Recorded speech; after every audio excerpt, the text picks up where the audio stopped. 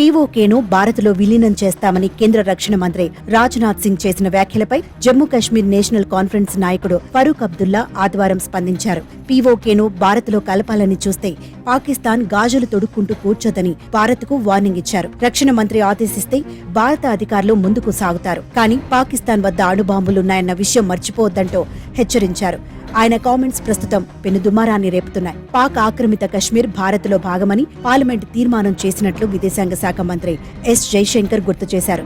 PoK గురించి ప్రజలు మర్చిపోయేలా చేశారని, అయితే దాన్ని ఇప్పుడు తిరిగి తీసుకోవడానికి భారత్ సిద్ధంగా ఉందని చెప్పారు. దేశంలో ఎన్నికల వాతావరణం నెలకొని ఉందని, ఇలాంటి పరిస్థితుల్లో భారత్పై దుష్ప్రచారం చేసేవారికి తగిన గుణపాఠం చెబుతామని చైనా, పాకిస్తాన్లకు రక్షణ మంత్రి రాజ్నాథ్ సింగ్ ఏప్రిల్ 11న హెచ్చరించారు. ప్రధాని మోదీ అధికారంలో ఉండగా భారతదేశం నుంచి ఒక్క అంగుళం భూమిని ఆక్రమించలేరని అన్నారు. ఉగ్రవాద భారాన్ని పాకిస్తాన్ భరించాల్సి వస్తుందని దాయాది దేశానికి వార్నింగ్ ఇచ్చారు. పీఓకే ఇండియాదేనని స్పష్టం చేశారు.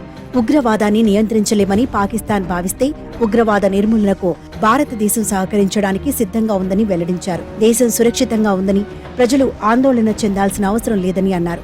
జమ్మూ కశ్మీర్ నుంచి ఆర్టికల్ 370ని తొలగించినప్పటి నుంచి వేర్పాటువాదం, రాళ్ల దాడి వంటి ఘటనలు జరగలేదని చెప్పారు. కశ్మీర్ ప్రశాంతంగా ఉందని, తమను కశ్మీర్లో భాగం చేయాలని పీఓకే ప్రజలే కోరుతారని రాజ్నాథ్ అన్నారు.